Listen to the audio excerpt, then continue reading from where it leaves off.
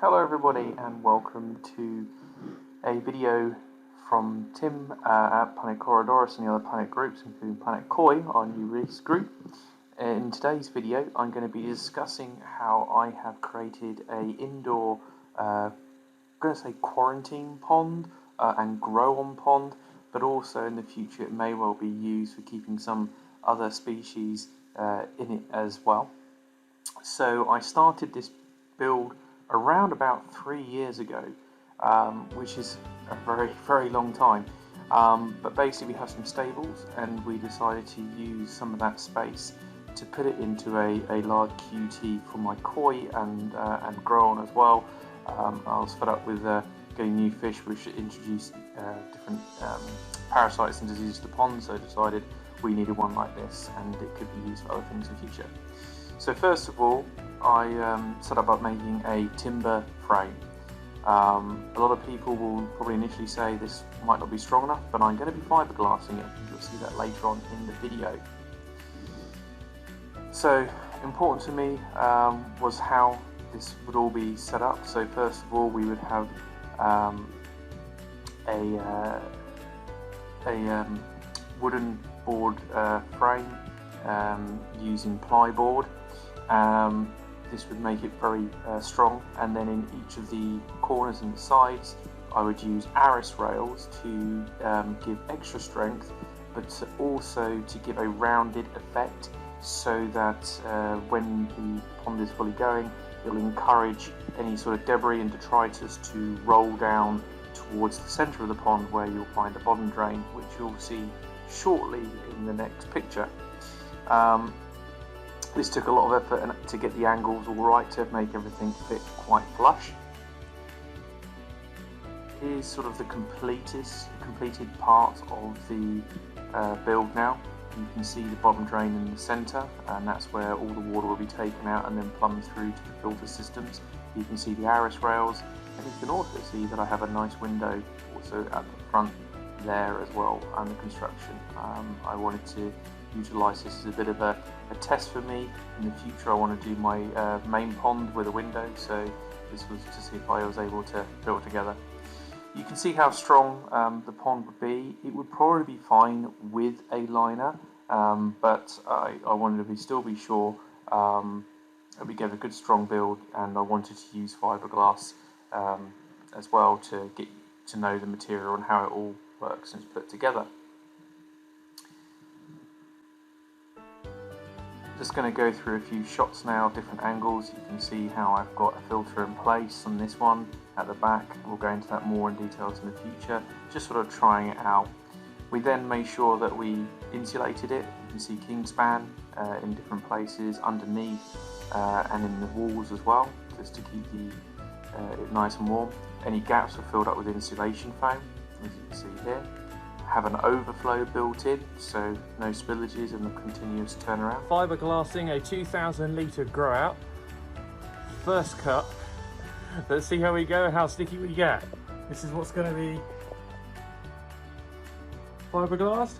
There's the big roll of fiberglass, so I can in there, have a bottom drain. I have an overflow and a window. So, wish me luck.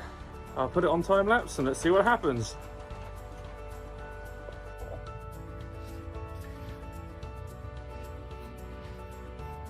Get it right in the recesses.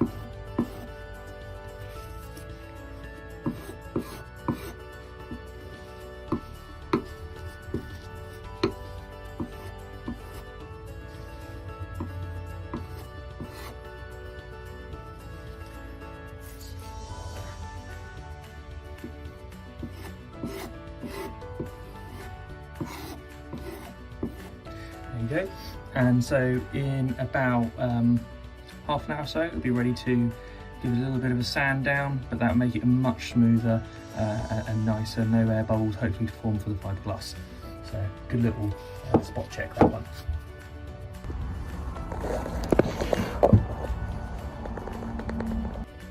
So let's just see what that Microcell T20 has done. Rumour brush for starters. But it's given it a really rough coat. It's effectively melted the top layer of that plastic joint, which I guess will give it a better grip for the fiberglass. Same on the bottom drain as well. Looks good. So yeah, fingers crossed that will give a nice adhesion. Let's see.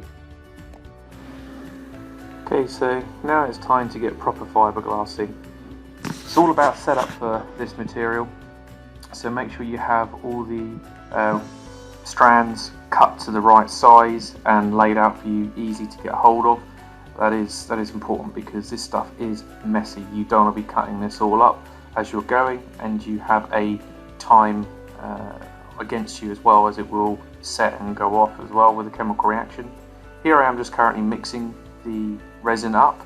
It's important to look at the temperature as to how much resin you're going to be, a catalyst you're going to be using in the resin. I was doing this at around about 14 degrees Celsius, probably around about March sort of time frame. So important to do that. First of all, make sure the walls are nicely coated because the wood's going to absorb some of that, so put a coat of the resin on first. And this is the first time I've ever done any fiberglassing, so you know it's not going to be perfect, guys. I was learning as I was going. I'd watched lots of videos, but it doesn't ever quite prepare you until you actually get there, realizing that time is against you and you don't want to mess it up, obviously on your pond.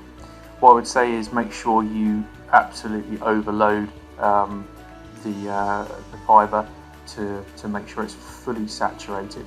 You can see here in my first attempt I started off with a corner. I'm not sure if that was necessarily the right idea, but I wanted to make sure I had no leaks in the corners. Those were an area I was concerned about. So apply lots and lots of the resin until it sort of goes that sort of see-through transparent colour. Where it hasn't, you will know that is actually where you'll find air bubbles. You can see me going up and down here with a roller, which is like a little paddle, specifically designed to try and get those air bubbles out, because those are always going to be weak points where you find those air bubbles. I really found that the resin was going up quickly, so I was working as quick as possible. I was applying with a brush. I'm not sure if that was necessarily the right thing to do over a roller, but that's the way I went with it anyway on this attempt. Trying to follow the manufacturer's recommendation as well for this particular product, but I know a lot of people do use rollers on this. You want to make sure that you've got lots of overlap, so you know, I was doing probably a good 3-4 inches, something like that, overlapping, so you don't have as many weak points on it. Make sure you wear a mask. That's the other thing I want to say. I am wearing one there, as you can tell. This stuff absolutely stinks. It gets into your clothes, it gets into your very soul. You can smell it for days afterwards on you. How people do this on a regular basis for a job, I'll never know. I'm keeping the door wide open within the room, but even then it's quite overwhelming, the power of the smell.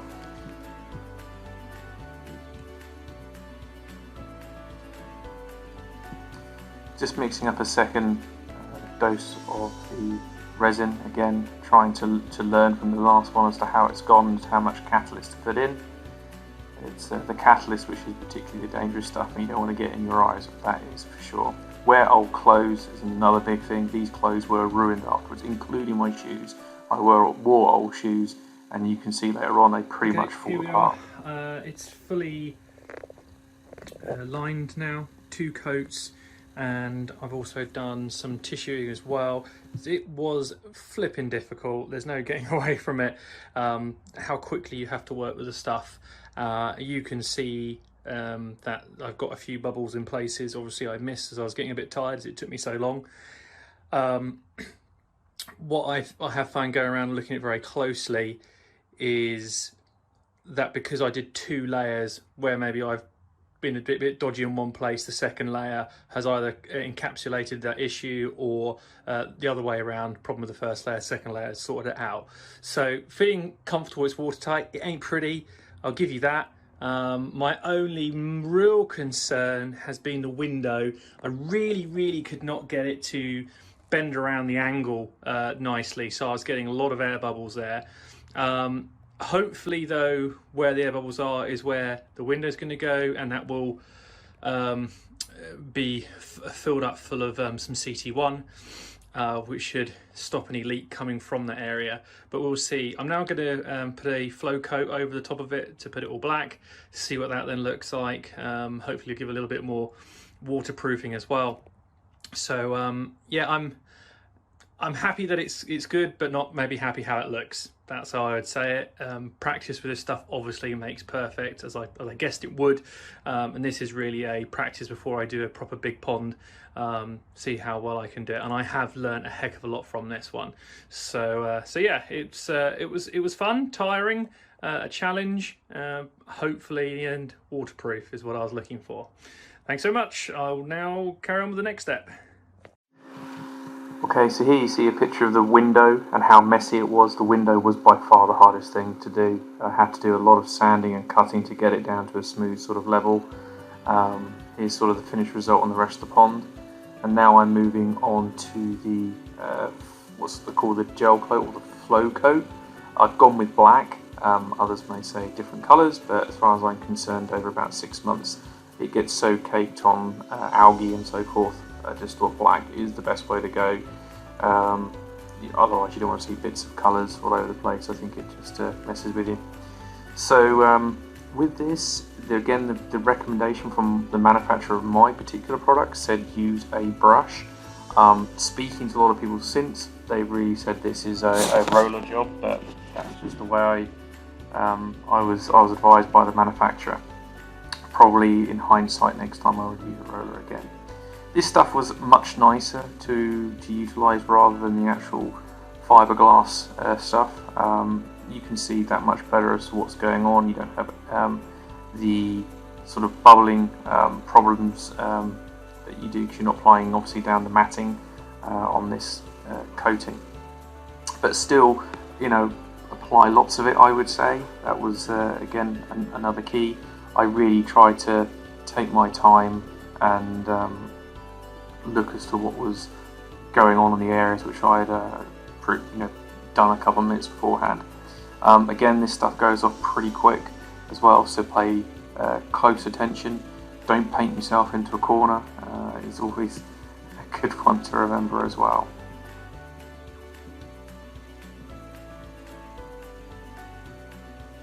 Also, this stuff is just the same, it absolutely stinks.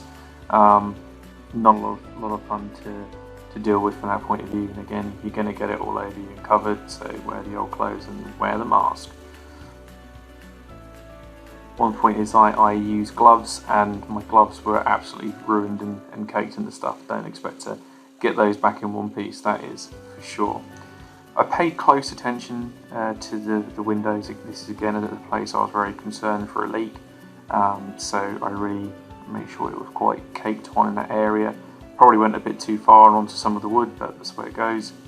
I found with this stuff, I probably had loads too much again, so got more for a project in the future, potentially.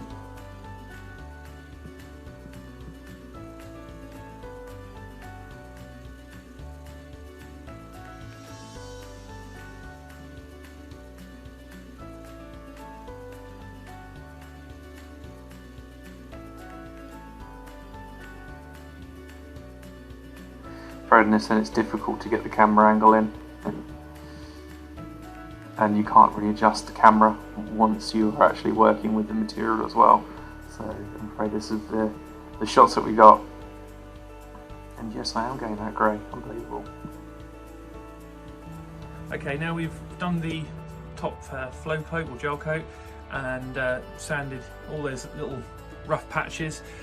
What I found my big mistake with this stuff was I let one time a small bit in the bucket go slightly off, and I mixed on top of it, which then as I stirred it up left little bits, and so that's what I found with painting this stuff was then the problem, hence why I then had to sand some down again.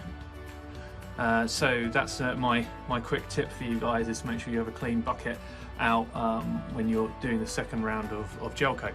We're now in a position to start with the window. So I've just given it a wipe down, make sure there's no dust on it, anything like that. And now what I'm now going to do is use some CT1. I've got enough tubes of it. I'm going to be filling it all in here to the brim pretty much. I'm not worried about wastage. If it oozes outside, that's fine. Here's the glass which is going in. I've just tested it and it all fits in nicely. So I will then put that in and show you what it looks like when it's CT1'd and go from there. Right, I'm just filming that. Right, so I've done one batch. That's one tube just gone down the side there pretty much. Now I'm going to use another tube. I've taken the nose off. Then? Yeah, real sticky. So my son's come along to give me a hand, especially when I'm doing the window.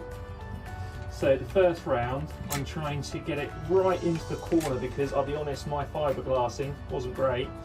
And I don't think, I think the issue I'm going to have will be on the window, if anything. I've just got a little lump there for the dry bit. So I'm going to make sure it's really prodded nicely into the corner. Lots of the stuff. I don't mind if it comes out at all. You just need to make sure. On the top yet? No, not yet. So working down again.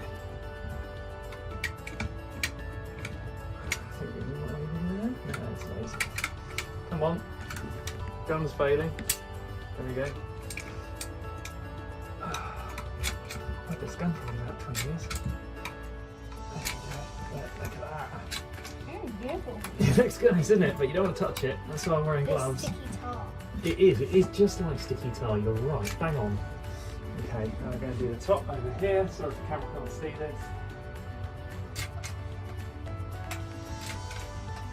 It's great stuff though, CT1. It dries underwater, so if you've got a leak even, it will dry underwater. Yeah, go for it. What's that? If you enjoy watching, this video, make sure you should subscribe and hit the bell to get notifications for our next video. Fantastic. That was YouTuber in the making. Right. How are we doing on that? Right, we've still got quite a lot on there. So I don't know if you saw. Okay, so gunk's now, CT1's all in there. Nice big dollop of it. I'm now going to really push it in and compact it into the corners where I'm a bit concerned around with it. So I've got a nice little tool there to help with that, so I don't get my fingers all covered in the stuff, because it really does not come off for a few days. So that's what I'll be using now. Well, here we go. The bottom drains now plumbed in. The windows are still braced, but the CT1's well and truly starting to go off. So I'm going to start putting in some water so I can make sure I've got no issues, at least on the base level. I'm just going to bring it up probably level to the window or something like that. Here's the device I've put in to allow that. So let's see what happens.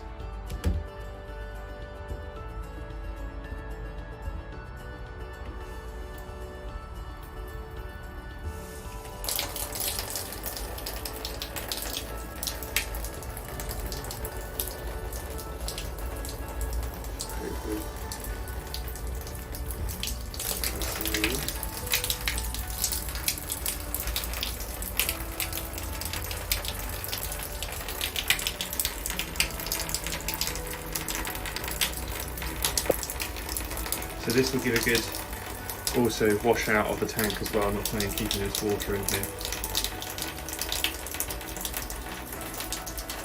We'll see how it goes. Stay tuned. We are over the window line. No signs of any leak from the window at this point, which is good because the bottom was my most concerning of corners. So fingers crossed that carries on being okay. We'll carry on filling up. I'll probably go halfway and let it settle for a bit. So this is where, this is the window here, we go down, we've got a layer of plyboard there, that's the sort of base of the pond, where the fiberglass is on top of that, and it's just getting to this halfway point, which is just the left hand side of the pond is okay, it's on the right hand side. And you can see what's sort of coming through, it's very, a little sort of drip even, and it might have even stopped now, seeing how wet. There's a little bit of damp on there. You can see that's sort of over a whole night that's come out. And then when we look inside the pond, so sort of level wise, there's the bottom drain, so it gives you an idea of just sort of what, 3 or 4 inches, something like that. There's like a rounded edge, and so it's getting close to the rounded edge, although I had it literally on it, and the leak had stopped then, so it is literally at this level that it must be at. It can only be a few centimetres at the most away from that level, so we know it's around there. It's a case of finding where it is. Sorry, I'm probably flipping around the video all over the place and I'm leaving the pond. Anyway, so that's where we are. So here is my pond, 2,000 litres. It has all insulation built into here, and you'll have a nice window, so about the reflection. Inside the pond, a nice air bubbler. All looking good. I have unfortunately a little leak there. This is stopped now. I've reduced the water volume down. You can see the line just there, and there's the water line now. On the window, it's about just a bit less than a quarter of the way up. So it's the base of the window's not leaking. So there you go. Right. I don't really understand this, because yesterday I put this on with a torch and I could see this was absolutely smooth as a baby bum. And now, if you look closely, you can see those little tiny sort of holes. Go over here, and I mean, this bit I particularly caked in because this is where I think the leak is. And you can see those little dots, and they were not there when I finished. So what am I doing wrong? Another good example is up here.